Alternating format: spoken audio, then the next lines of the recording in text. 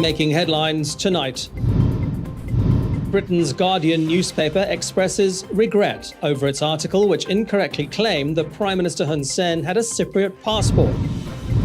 The Defence Minister launches the booster shot campaign, now underway in 11 of Phnom Penh's 14 districts. And the mighty Angkor Warriors in training ahead of the second leg of their AFC qualifier against Guam in Bahrain. This is the Daily Roundup on the EAC News channel. A very good evening to you. I'm Andrew Barnes-Roberts. British newspaper The Guardian has sent a reply to Foreign Affairs spokesperson Khoi Kwong, assuring him that its article incorrectly stating that Prime Minister Hun Sen was one of thousands of non-European citizens holding a Cypriot passport has been edited. The reader's editor of the news outlet, Elizabeth Ribbons, confirms receipt of his letter and says the newspaper is taking the appropriate action. The report was first published last Sunday and went viral in Cambodia, prompting a widespread backlash.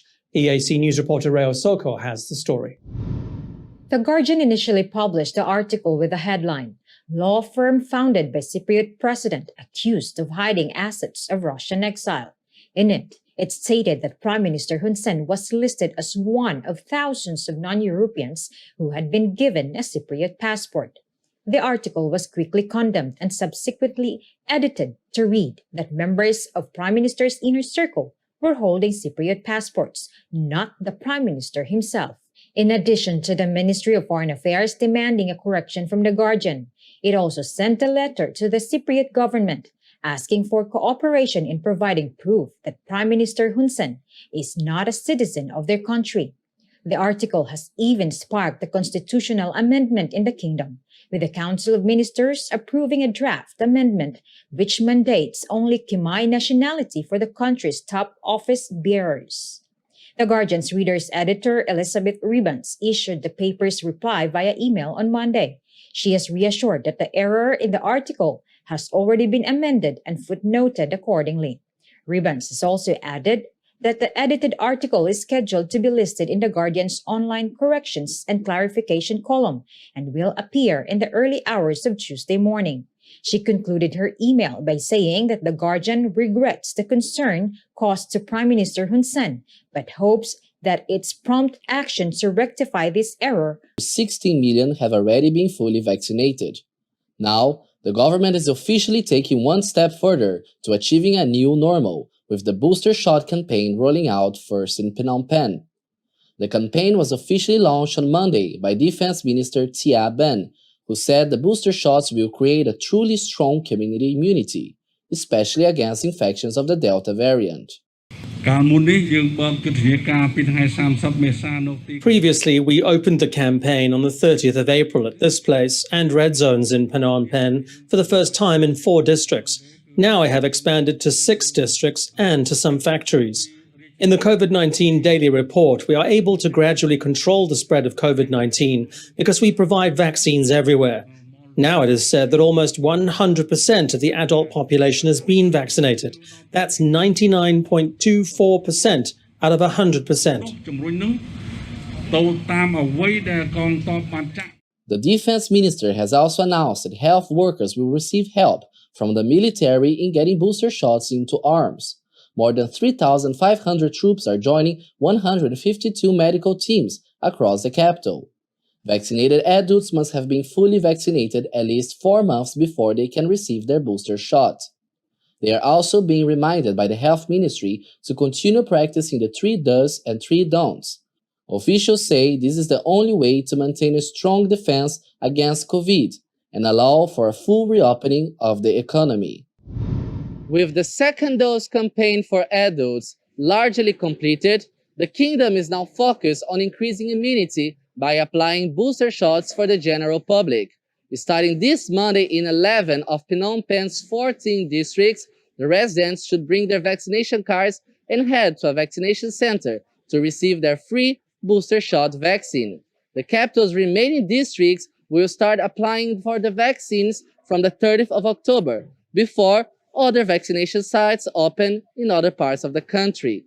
Yuri Matosko, EAC News. Said that he will consider a full reopening of the economy if cases remain stable 10 to 15 days after Pachum Ben, but they are already climbing. On Friday of last week, 203 daily cases reported 258 new cases of COVID-19, in addition to 21 more deaths. 546 patients have been discharged in the past 24 hours, case count to 115,068. The death toll has reached 2,527.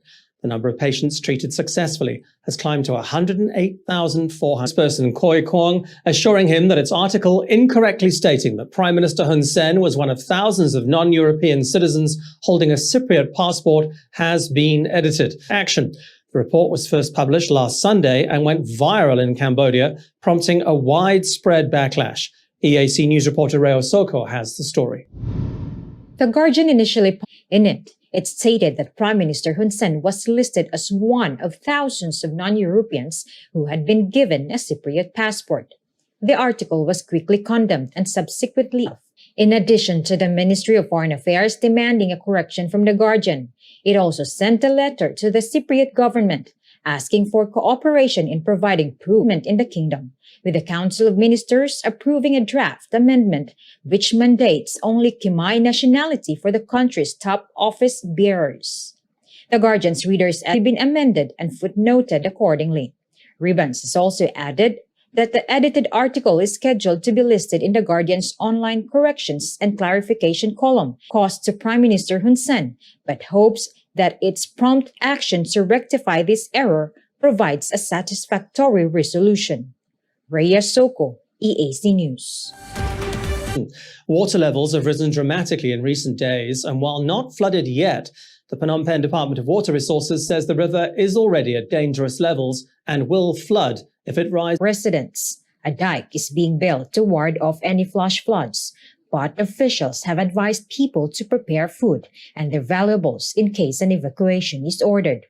The rising water levels are not just from days of heavy rain, but also from the additional water in 8 meters. 24 Cambodians have been arrested in Banteay Menchai for attempting to cross illegally into Thailand. Banteay Menchai Military Operation Area Commander Brigadier General Chim Bun An has told EAC News that of the 24 arrested, 20 were in the Malai district. Border Guard forces have been arresting illegal border crossers almost daily, despite strict warnings from the government about the Delta variant in the border region. The 3-year-old Pokimten Sotida of Battambang beat out beauties from the country's other provinces to take the crown. The charm, charisma, and beauty of Pokimten Sotida conquered the judges on Sunday. History of winning beauty pageant, having been crowned Miss City Tourism in 2017 and Miss Asia Pacific International Cambodia in 2019. Love and kindness, while there are so many people still suffering not just in Cambodia, but as she reminded, in the Southeast Asian nation of Myanmar. Followed by more than 18,000 people in her, with third place going to Sihanoukville and Kumton. Cambodia's pavilion at the 2020 World International Visitors in Dubai. EAC News reporter Reo Soko has the story.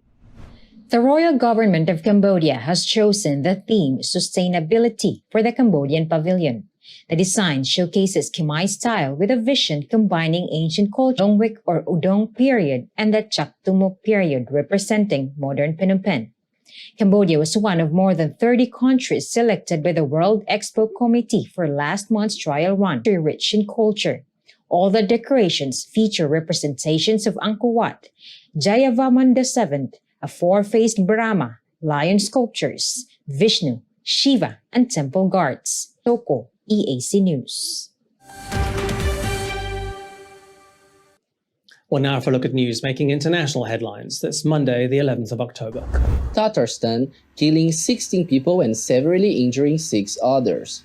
The plane, which came down near the city of Manzalinsky, had been carrying 20 parachutes. The plane was built in 1987 and was owned by the government-linked Volunteer Society for Cooperation with the Army, Aviation, and Navy. The head training facility has suspended its ties with the Aero Club, pending an investigation. Local authorities believe one of the engines could have failed. An aging Antonov 26 transport plane crashed in Russia's Far East last month, killing 6 people. In July, all 28 people targeting the governor's convoy has struck the Yemeni southern port city of Aden. At least 6 people have been killed and 7 others wounded, one of them what is being called a terrorist assassination attempt. Lamlas is Secretary General of the SCC, which has vied with the Saudi-backed government for control of Aden and Yemen's wider south. SCC has also battling the Iran-aligned Houthi government. Riyadh had brokered a deal to end the power struggle, but tensions remain.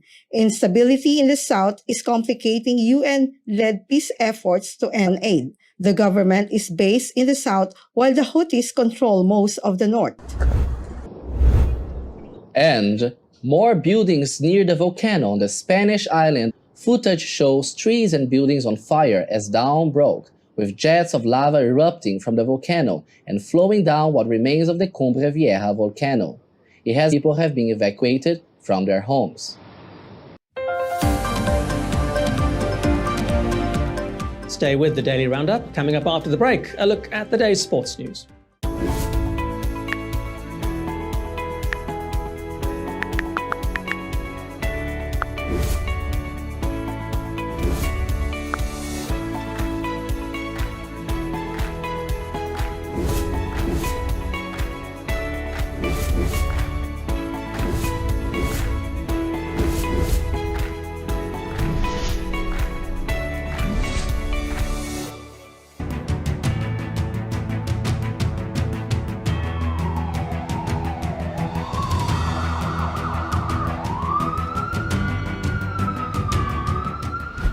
But we need you to play your part in helping bring the 20 February community transmission event to an end. Wash your hands regularly, sanitize wherever possible. But above all, please, please, please wear a mask. Only together can we beat COVID-19.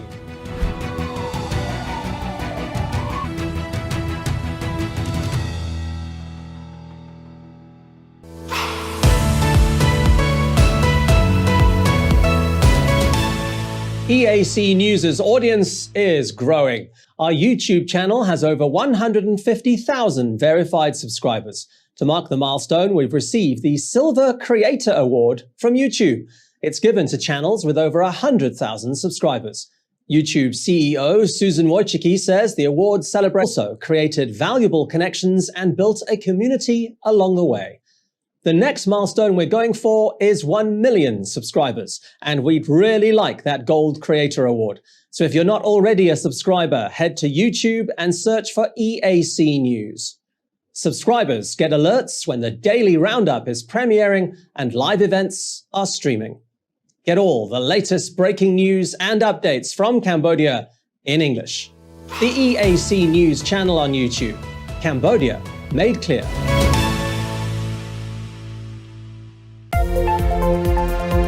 If it's happening and you need to know about it, you'll get it all right here. EAC News brings you updates and breaking news in English across all of our platforms and channels. The EAC News app, YouTube, Facebook, Telegram, Twitter, and our website www.eacnews.asia. Join me, Andrew Barnes-Roberts, and the rest of the EAC News team every day on your favorite channels.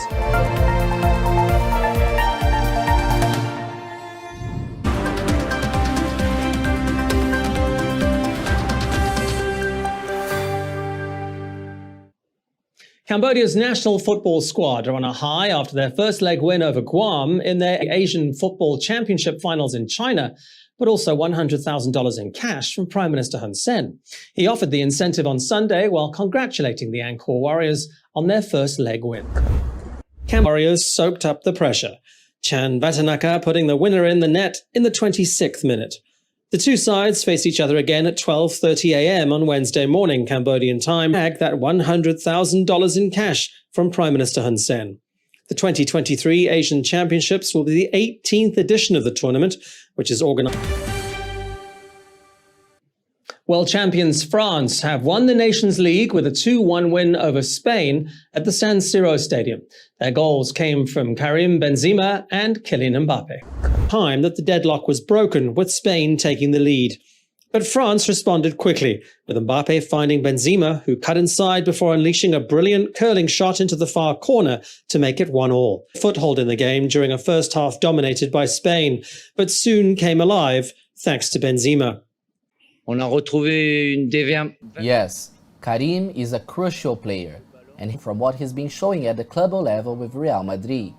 He's got a desperate will to win, and he's here exactly to do that, and he communicates a great deal with his teammates. So, I'm very happy for everyone, but it's not the most important piece of silverware, but he did everything, and he was very significant. Spain's coach, Luis Enrique, chose to put a positive spin on the night's loss.